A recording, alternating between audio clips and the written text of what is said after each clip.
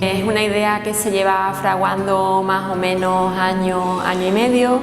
Yo soy investigadora especialista en géneros extraordinarios, en fantasía, ciencia ficción y terror, y me había dado cuenta de que se hablaba mucho del viaje del héroe de Joseph Campbell, pero que no se hablaba tanto del viaje de la heroína. Hay algunos intentos por parte de autoras como Victoria Lynn Smith o Maureen Murdoch de crear un viaje de la heroína, pero parece que la idea de Campbell siempre se ha impuesto en la narrativa occidental, y él mismo decía que no se concebía en sí tanto el viaje de la heroína, porque la mujer siempre es como el premio final en el viaje del héroe. Entonces así surge la idea del libro, y queríamos escoger a 10 personajes que fueran muy representativos en el audiovisual, en la historia del audiovisual cinematográfico y televisivo, y que marcaran diferentes hitos en la historia. Yo esbozo un índice general de personajes que me parece que son fundamentales,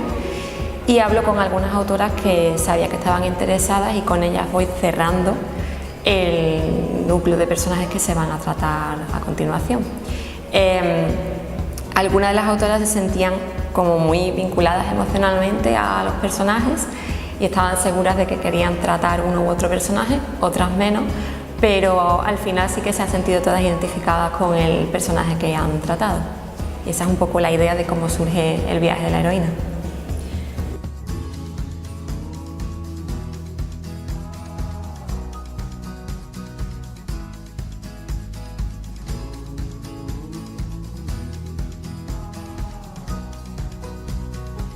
La mayor parte de las autoras que participan en el libro provienen de la Facultad de Comunicación o han estado vinculadas en algún momento a la Facultad de Comunicación. La mayor parte de ellas son doctoras y la mayor parte de ellas son actualmente profesoras en la Facultad de Comunicación.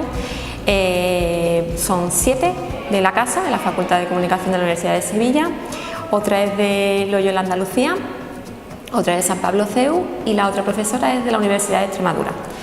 En algún momento del camino, en estos años, me he ido encontrando con ellas, ya sea porque he coincidido en los pasillos por la Facultad de Comunicación, o hemos coincidido en congresos, o hemos establecido lazos por motivos académicos afines comunes, y más o menos tenía en la cabeza con quién quería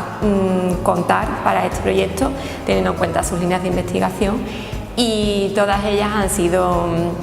maravillosas compañeras en este viaje, y lo que más me gusta es que todas son muy distintas. Aparte de haber profesoras de comunicación, de publicidad, de periodismo, hay otra profesora, por ejemplo, que es de Derecho,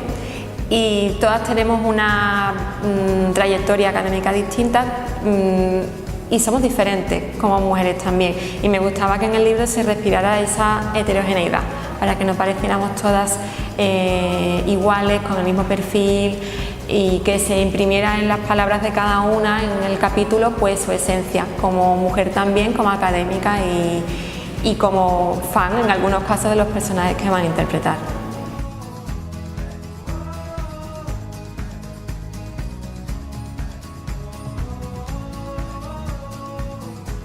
Bueno, como os he comentado, todas las autoras tenían alguna vinculación con los personajes, y en mi caso pues tenía una vinculación fuerte con el personaje de Buffy Summers, porque es el que inició mi carrera académica, es la primera serie con la que yo me enfrenté cuando empecé a trabajar artículos de investigación, y me he ido acompañando en toda mi carrera académica y durante toda mi vida también me he ido acompañando en distintos momentos. Entonces ya había escrito sobre ella antes en otros artículos, e incluso en mi propia tesis hablaba también sobre el personaje, pero lo que quería era resaltar cómo es un personaje profundamente contradictorio. Se dice, por ejemplo, que en el caso de Buffy Summers, pues que es muy femenina en un sentido tradicional de la palabra, y es algo que se le critica, pero precisamente nace en un contexto de tercera ola del feminismo, dentro de lo que se llama el movimiento girly, en el que se promueve esa posibilidad de ser femenina en un sentido tradicional, y de ser fuerte y de ser exactamente como tú quieras ser. Y también es un personaje muy mesiánico, muy divino, de hecho muere 2 veces, y tiene esa dimensión de ser como muy propia de la divinidad y con un deber sagrado, pero a la vez profundamente humana, con gustos por ir de compras, con salir con sus amigos. También cumple algo que no suele suceder en la ficción, que no es una triunfadora en absoluto, es decir, su deber sagrado como salvadora de la humanidad hace que su vida real se vea resentida y no puede ser una triunfadora. Deja la universidad, tiene que ocuparse de pagar las cuentas, tiene que cuidar de su hermana, tiene que trabajar en una hamburguesería, y me gustaba esa dualidad entre el personaje mítico necesario para la defensa del mundo, pero que en su vida real no tiene por qué ser tan perfecto, y creo que es lo que a mí me ha cautivado siempre de este personaje en concreto.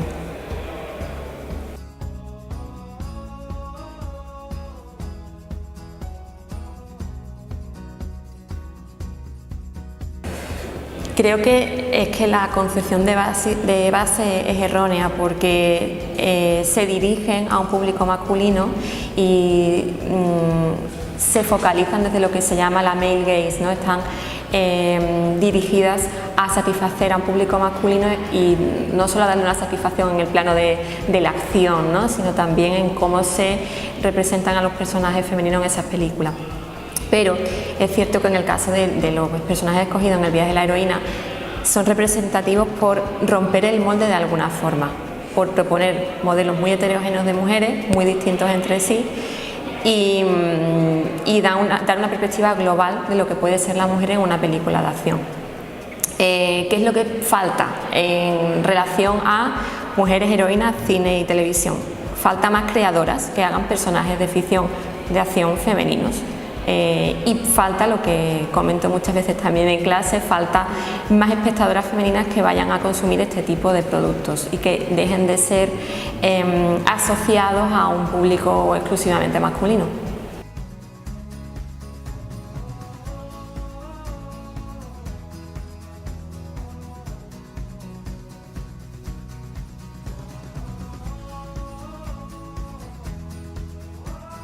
Creo que ahora se está hablando mucho del tema y que eso es positivo, y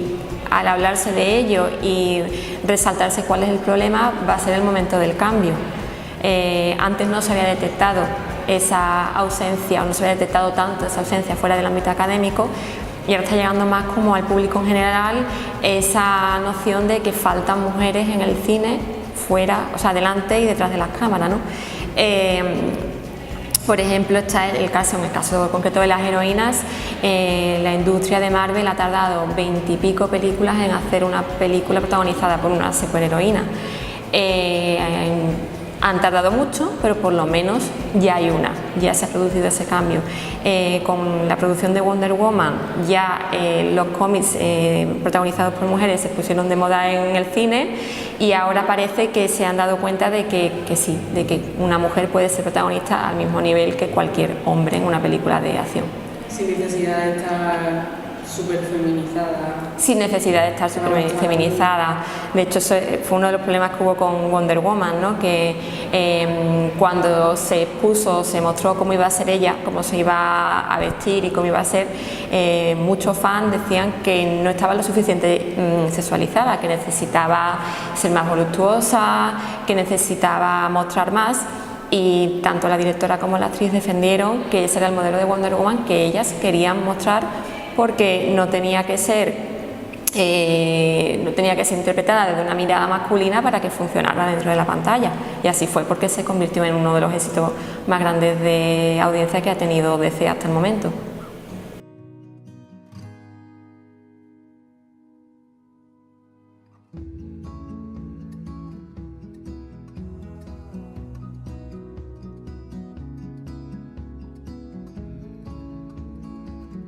Creo que hay que recurrir a los clásicos. Creo que Virginia Woolf es un gran clásico para empezar a investigar sobre feminismo. Hemos hablado muchísimo también en clases sobre Gerda Lerner, sobre Gayle Rubin, sobre Kimberly Crenshaw. Hay muchas autoras que cimentan la base, y que antes de empezar a leer sobre el feminismo actual, sobre el feminismo de cuarta ola, es necesario recurrir a las bases para ver cómo ha ido evolucionando a través de toda la historia.